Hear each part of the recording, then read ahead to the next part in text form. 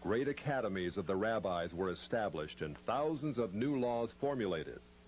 There, those same Pharisees who killed Jesus Christ remained the undisputed rulers of Judaism. In Babylon, the Pharisees codified their oral traditions into the Babylonian Talmud, the written form of that oral tradition which Jesus so bitterly rebuked. The Talmud reveals how deep was Israel's apostasy. The Talmud also helps us understand the basis for Christ's unflattering descriptions of the Pharisees. Jesus described the Pharisees as hypocrites, children of hell, blind guides, whited sepulchres, full of dead men's bones. He even described the Pharisees as children of their father the devil, a murderer from the beginning. The Talmud confirms Christ's words. In the Talmud, in Treatise Sanhedrin, an extensive passage describes the right of the Pharisee to kill anyone, just as long as he did so indirectly. As one of dozens of examples, the Talmud tells us that if one bound his neighbor and he died of starvation, he is not liable to execution. In such an indirect manner, the Pharisees also killed Christ. Manipulating the Romans to actually wield the spear and sword, the Pharisees claimed, as their descendants do today, that since the Romans were the direct cause of the death of Christ, it is the Romans, not the Jews, who are guilty. Christ also called the Pharisees adulterers, an adulterous generation. The Talmud provides generous loopholes for adultery. It says the penalty for adultery does not include sex with a minor, the wife of a minor, or the wife of a heathen. The Talmud also encourages seduction of unwed adolescent girls called designated bondmaids. But it's important how such rapes are performed. With the designated bondmaid, one is guilty only in the case of natural connection, but not in the case of perverse connection. The Pharisees reasoned that rape in a perverted manner is outside the jurisdiction of the law. Normal rape, however, was punishable. In Babylon, sexual perversion of every kind had been a way of life for millenniums. The Pharisees were deeply influenced by such practices. In 3 of the major treatises of the Talmud are found extensive passages which give legal endorsement to seduce and marry 3-year-old baby girls. In fact, many of the greatest rabbis of the Talmud, including Simeon ben Yochai, upheld this privilege. Today in Israel, thousands of Jews go to Meron every year to venerate the memory of Simeon ben Yochai, one of the most respected rabbis in the history of Judaism. In one of dozens of endorsements of child sex, Simeon ben Yochai said, "A proselyte under the age of 3 years and a day is permitted to marry a priest." Agreeing with ben Yochai, the great Rabbah said, "When a grown-up man has intercourse with a little girl, it is nothing, for when the girl is less than this, 3 years and a day, it is as if one put the finger into the eye." The footnote to this passage says, "As tears come to the eye again and again, so does virginity come back to the little girl under 3 years." The same section confirms that sexual activity with small boys is in the same category. The intercourse of a small boy is not regarded as a sexual act. In addition to adulterers, Christ, in the story of the Good Samaritan, portrayed the Pharisees as racial bigots, too self-righteous to respond to the suffering of one who was not a Jew. It is true, because of the wickedness of the Canaanites, which included sodomy and infant sacrifice, Israel had been commanded by God to be harsh in her treatment of the inhabitants of the land. God made it clear that the Canaanites were not simply to be avoided, but destroyed. By the time of the New Testament, this method of preserving God's kingdom by separation and the sword had become obsolete. God no longer made a racial difference between men. But the Pharisees were unfazed by God's new agenda. The Talmud was finally written down nearly 5 centuries after Christ, yet its critical, even homicidal attitudes toward Gentiles might have been lifted out of the book of Joshua. However, the quickest way to grasp the Talmudic view of Gentiles is not directly from the Talmud, but from the Jewish encyclopedias. If we quote an isolated opinion from the Talmud, a rabbi may quickly object, saying, But that is not the overall opinion of the Talmud. That is not the definitive view. What the Jewish Encyclopedia provides us is a definitive overview of perhaps hundreds of rabbinic statements on any subject, giving us accurate summaries of what the Talmud generally teaches. In its article on Gentiles, the Jewish Encyclopedia begins to define what makes a Jew so different from a Gentile. According to the rabbis, only Israelites are men. Gentiles they class not as men, but as barbarians.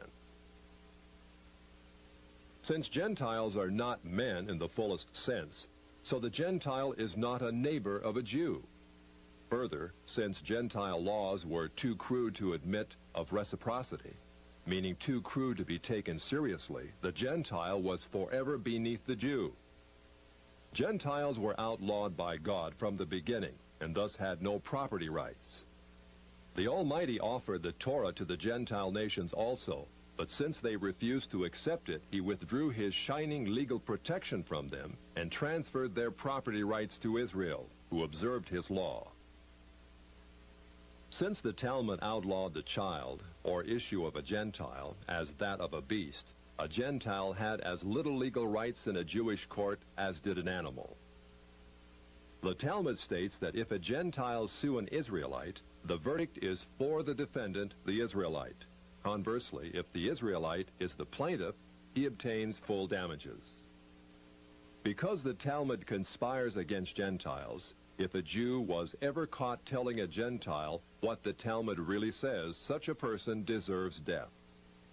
So vile was the nature of a Gentile that the great Simeon ben Yochai said, "The best among the Gentiles deserves to be killed.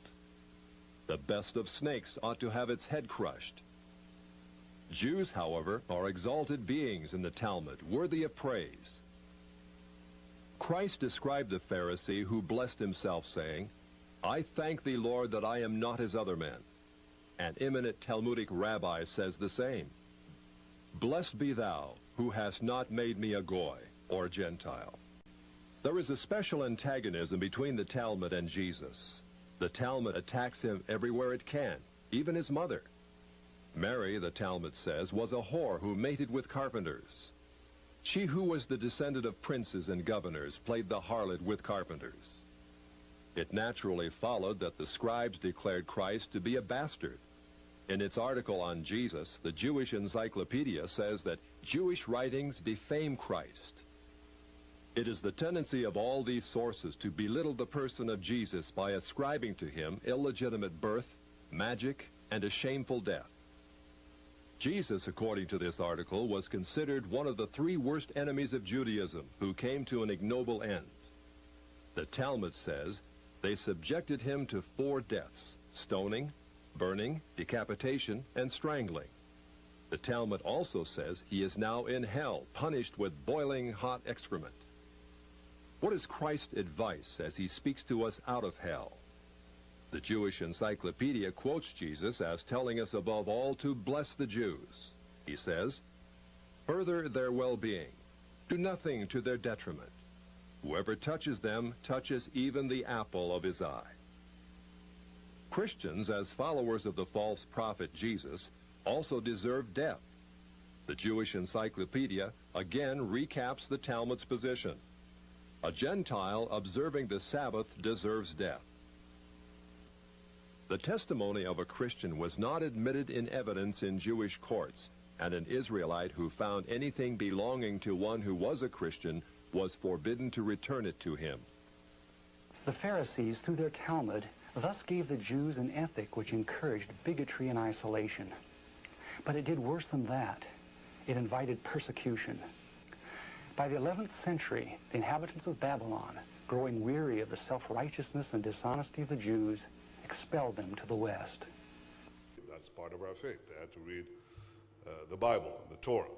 And that carried the Jewish people as a unique people of the book, as we called it.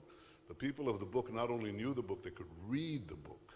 The capacity to ask questions, which is what the Talmudic tradition did across Jewish communities. It never defined the end of knowledge. It never put an exclamation mark on truth. It was constantly questioning, expanding, growing.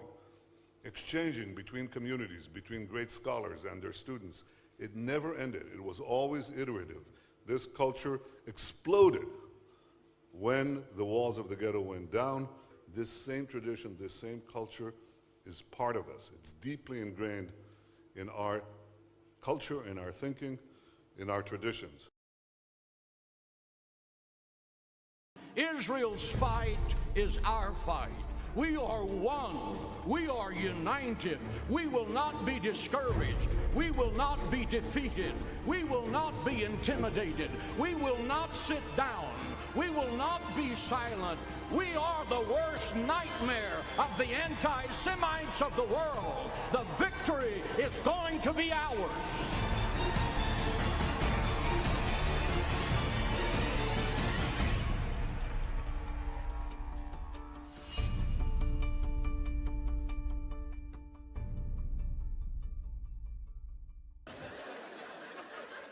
I don't care. Good. I hope the Jews did kill Christ. I'd do it again. I'd fucking do it again in a second. Leave. You need to. You can't come in here. This is not your house. This is not your house. We killed Jesus. We're proud of it. Where are you? We're gonna kill you and the Palestinians. You bastard. This is my house. This is my land. God gave it to me. And fuck you.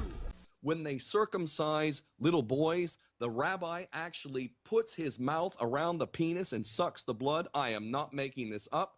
This is Talmudic Judaism, and this is what is being carried out in Israel. So for those who want to support Israel, especially the idiot Christian Zionists, my God, how stupid are you? These people hate Jesus Christ, and they definitely are using you like a bunch of idiot pawns for their own sick and twisted game. That is the reality. Absolutely.